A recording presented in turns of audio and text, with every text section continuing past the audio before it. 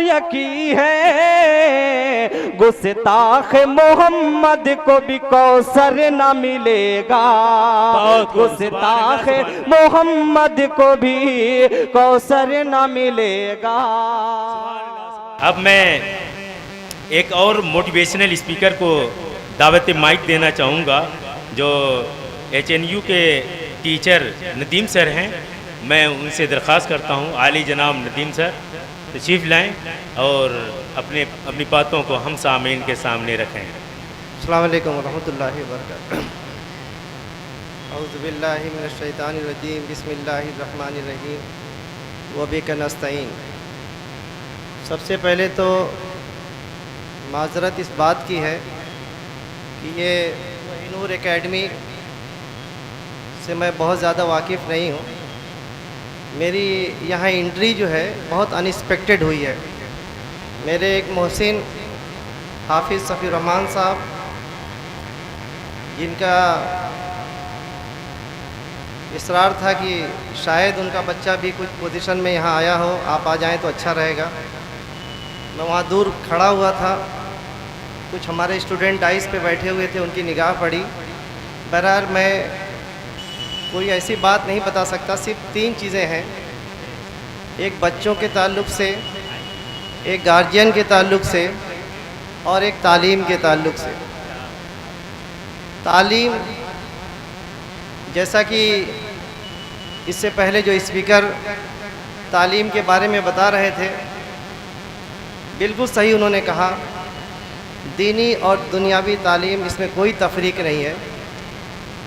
तालीम बस 2 तरह की होती है।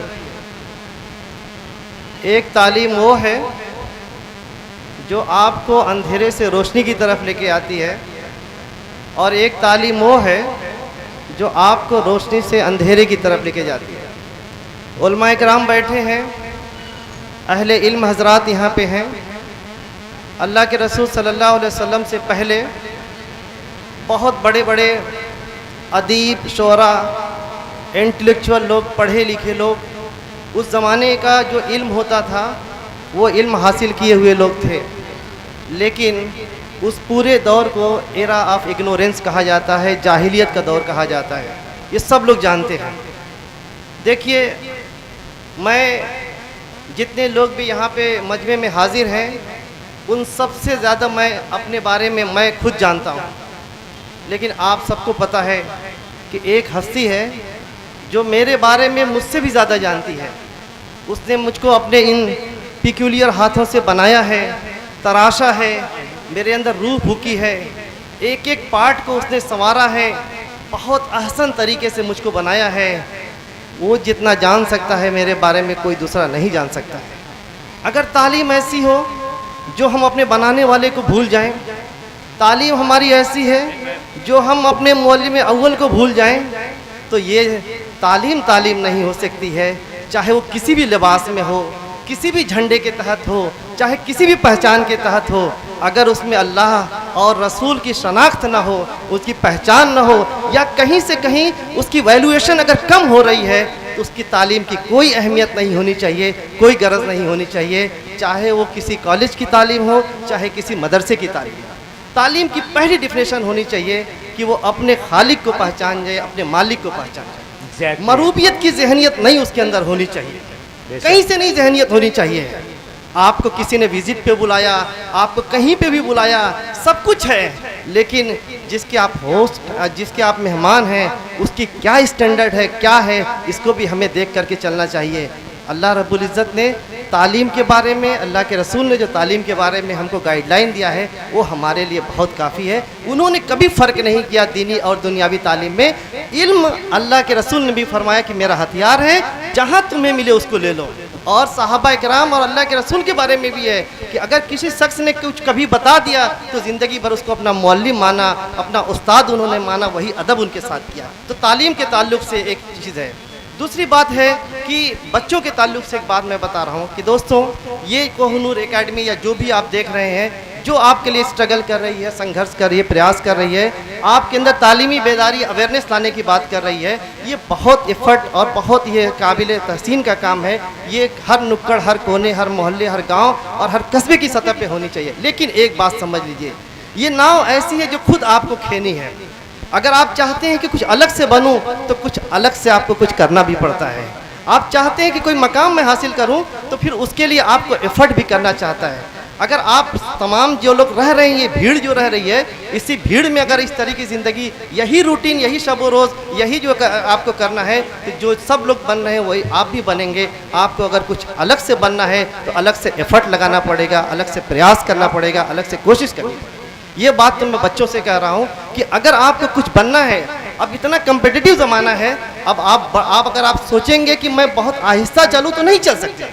किसी शायर ने कहा है, बहुत खूब कहा है कि छप्पर के चाय खाने भी अब ऊँघने लगे, छप्पर के चाय खाने भी अब ऊँघने लगे। और उसने आगे जो कहा है वो देखिएगा जाके, छप्पर के चाय खाने भी अब ऊँघने लगे। कहा है कि पैदल चलो कि अब कोई सवारी ना आएगी, पैदल चलो कि अब कोई सवारी ना आएगी, और सर पर जमीन रख के हवाओं के साथ आ, सब पर जमीन रख के हवाओं के साथ आ, आहिस्ता चलने वालों की बारी ना आएगी। अमेरिका तक लोग पहुंचे हुए हैं, अमेरिका तक लोग पहुंचे हुए, वो आपको बता सकते हैं। अब ये आहिस्ता चलने से कुछ होने वाला नहीं है। हम जिस मकाम पे हैं, जिस मुल्क में हैं, हमें माइनॉरिटी कहा जाता है, हमें अनपढ़ कहा जाता है। आज हमारे पास जो टैग लगे हैं, नए नए रिसर्चेज हमारे पर हो रहे हैं। अब अगर हमें जीना है, वकार के साथ जीना है, तो तालीम से बड़ा कोई कदम नहीं हो सकता है। बहुत मुबारकबाद हैं वो लोग जो इसके लिए कोशिश कर रहे हैं। एक बात मैं अपने गार्जियन से कहना चाहूँगा कि तालीम हासिल कैसे की जाती है, ये ज़रा समझ लीजिए। मैं इसी इलाके की बात बता रहा हूँ, इस वजह से मैं नाम नहीं लूँगा। एक हमारे कॉलेज में एक वाक़या हुआ कि हमारे संस्कृत के एक टीचर ने एक बच्चे को पनिश कर दिया।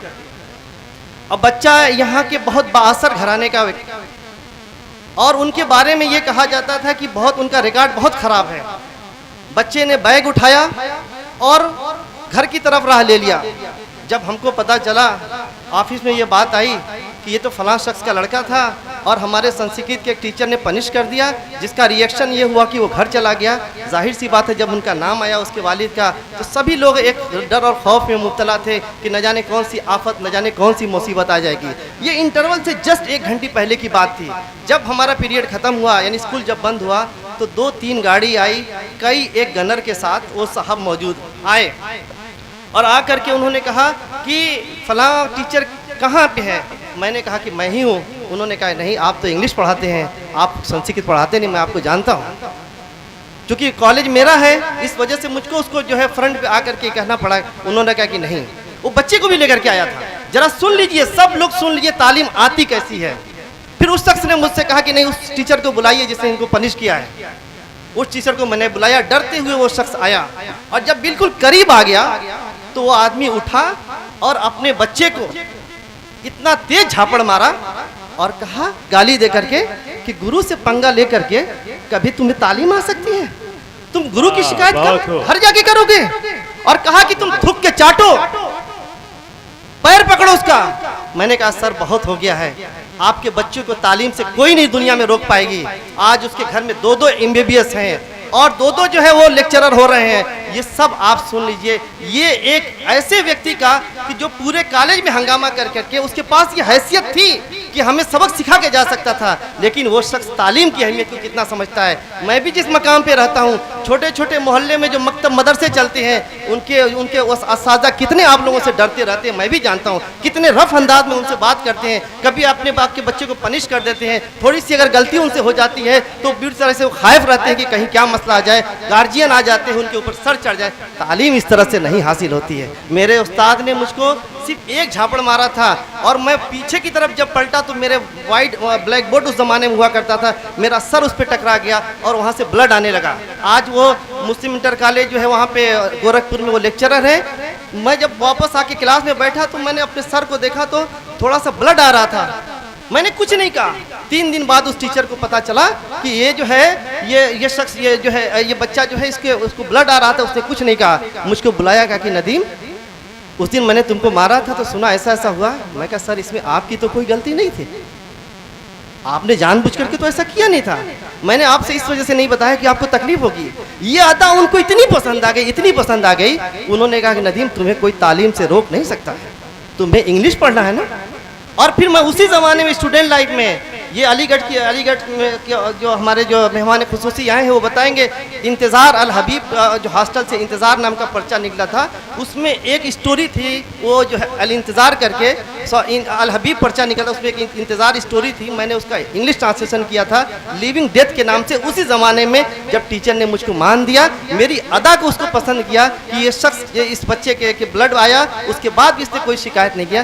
तालीम इतनी आसानी से नहीं आती मेरे दोस्तों, तालीम हमें हासिल करना है, तालीम के साथ हमें जुड़ना है। अगर हम उसके साथ जुड़ गए, इससे बड़ा कोई हथियार नहीं हो सकता। बस एक आखिरी बात मैं कह गई, मैं इंग्लिश का लेक्चरर हूँ, मैं इंग्लिश पढ़ाता हूँ, मेरा आउटलुक कहीं से भी इंग्लिश नहीं लगता है। मैं जब स्टूडेंट लाइफ में था, मेरी इंग्लिश बहुत अच्छी हुआ करती थी। एक बार मैं दिल्ली से एक बहुत बड़ा बंडल मुझको लेकर के आना था किताबों का, और न जाने किस तरह से मेरा जो टिकट एसी में चला गया था। मैं कभी एसी में नहीं बैठा था उस ज़माने में, एसी में मेरा टिकट हो गया, मैं बहुत परेशान हो गया। एसी के अंदर मैं इतना बड़ा बंडल ले करके, उस ज़माने में एसी में बहुत वीआईपी लोग चला करते थे, बड़े बड़े लोग चला करते थे मेरे बचपन में, और वो छोटे छोटे हैंडी लेकर के सब लोग जा रहे थे। मैं इतना बड़ा बंडल लेकर के किसी तरह से अंदर घुसा, बहुत मुश्किल से अंदर पहुंचा, अपने जो है सीट के पास रख करके मैं वहाँ पे बैठ गया और दुआ करता रहा कि कोई आफत कोई मुसीबत ना आ जाए। तब तक देखा कि एक बहुत रहीम सहीम व्यक्ति जो है पूरी शेरवानी में, वो अलीगढ़ के थे, वो आए और वो आते ही मुझ पर भड़क गए कि एसी में चलने का ये तरीका है।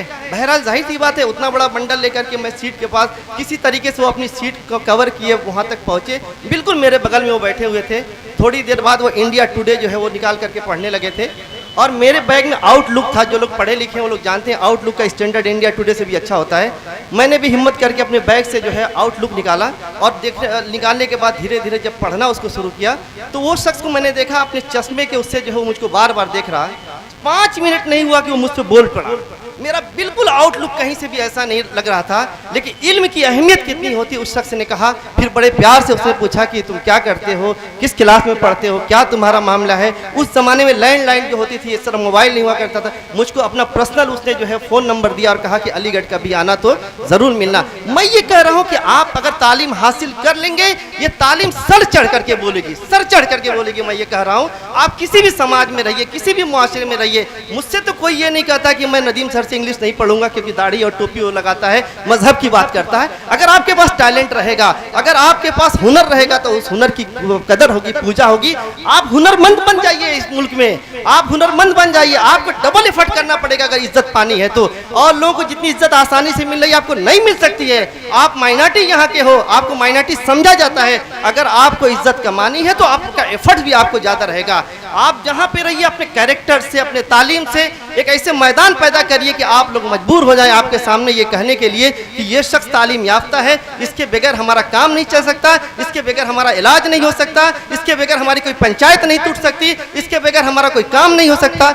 ये अगर अभी इमेज बना लें आप, ये अगर ताकत हासिल कर लें, तो आपको किसी असलहे की ज़रूरत नहीं पड़ेगी, किसी चीज़ की ज़रूरत नहीं पड़ेगी। मैं बहुत बहुत शुक्रिया के साथ जिन लोगों ने मुझे वक्त दिया, और मैं उनसे ये भी अपील करूँगा कि आइंदा कभी भी जो है आप मुझको अगर बुलाना चाहें तो मैं आने के लिए तैयार हूँ, और इसमें पूरी तरह से मैं कंट्रीब्यूट करने के लिए तैयार हूँ। बहुत माजरत के साथ मुझे कुछ इसके बारे में नहीं पता है, और मैं ऑर्गेनाइज़र से ये कहूँगा कि मुझे भी इसके बारे में अवेयर कराया जाए, ताकि मैं भी अपना भी कंट्रीब्यूशन दे दूँ। अल्लाह रब्बुल इज़्ज़त मुझे भी और आपको सभी को जो है तालीम की कदर अहमियत समझने की, सिखाने की और सीखने की तौफीक अता फरमाए। व आखिर दावाना अल्हम्दुलिल्लाह।